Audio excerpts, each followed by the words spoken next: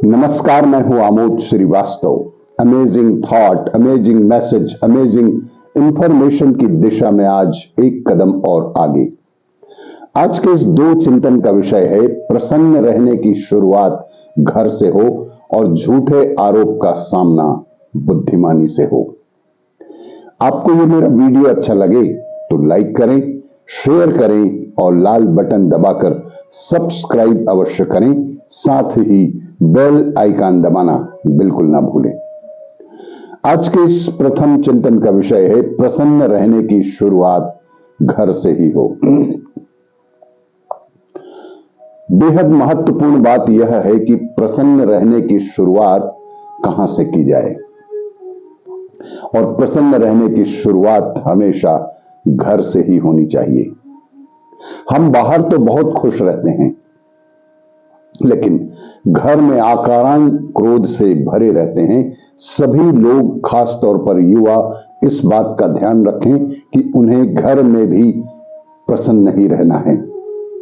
युवाओं को यह बात याद रहे, इसलिए यह एक नया मंत्र दे रहे हैं, वे घर और परिवार में भी शांति रखें। कई लोग बाहर से घर में आते ही क्रोधित हो जाते हैं। वे अकारण ही गुस्सा कर घर वालों को भी मायूस कर देते हैं, और यह कार्य हत्या कर देने जैसा जघन्य अपराध ही है। मुश्किल यह है कि ये लोग अपनी कमी को मानते भी नहीं। कम से कम वे मान लें कि इसमें यह कमी है, तो कभी न कभी वह कमी दूर भी हो सकती है। लंका में कोई मानता ही नहीं था कि वहां कोई रोगी है। परिणाम सबके सामने है। जो माने ही नहीं कि अस्वस्थ है, वह स्वस्थ कैसे हो सकता है। एक और मंत्र याद रखें, छोटी मोटी बातों को अनदेखा करें। व्यर्थ के विवाद में कभी भी ना उलझें। बात बात में उलझने की आदत से अशांति ही पैदा होती है और सच्ची प्रसन्नता तो मिलती ही नहीं। सच्ची प्रसन्नता चाहिए तो इधर उधर की बातें सुनना ही छोड़ दें। अस्तित्व के संगीत को सुनने की कोशिश करें। याद रखें कि जिसे प्रसन्न रखना है उसे कोई रोक नहीं सकता। जी हां, जिसे जीवन में प्रसन्न रहना है उसे कोई रोक भी नहीं सकता। जिसे दुखी ही रहना है उसे कोई प्रसन्न भी नहीं कर सकता। कुछ लोगों को प्रसन्न रहना ही नहीं, वे परेशान भी रहते हैं और दूसरों को भी परेशान करते हैं, और दुखी होने के बहाने प्रतिदिन प्रति समय वे खोजते ही रहते हैं। इस आदत को बदलने की कोशिश ईमानदारी के साथ की जानी चाहिए। मन को सरल और हृदय को स्वच्छ रखने से ही प्रसन्नता की शुरुआत घर से ही हो सकती है। आज के इस दूसरे चिंतन का विषय है, झूठे आरोप का सामना बुद्धिमानी से करें। महाभारत की कथा है, उस समय द्वारका में सत्यजित नाम का एक व्यक्ति रहता था। वह सूर्य भगवान का भक्त था। उसकी भक्ति से प्रसन्न होकर सूर्य देव ने उसे सम्यक नाम की चमत्कारी मणि दी थी। इस मणि की खास बात यह थी कि ये हर रोज 20 तोला सोना देती थी, और मणि की वजह से सत्यजित बहुत धनवान हो गया था।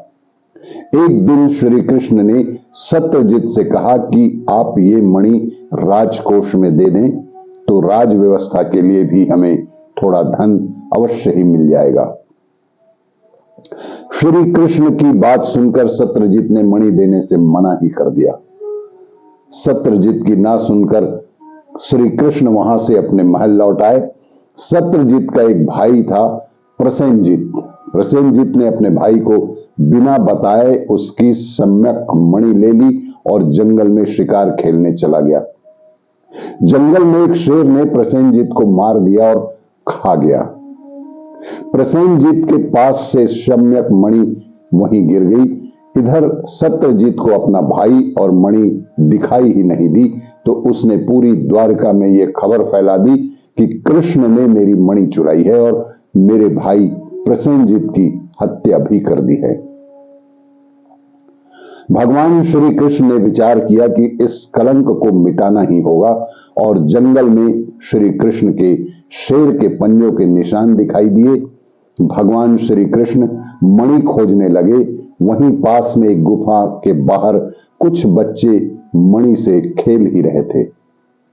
भगवान श्री कृष्ण ने मणि देख ली। उस गुफा में जामवंत रहा करते थे।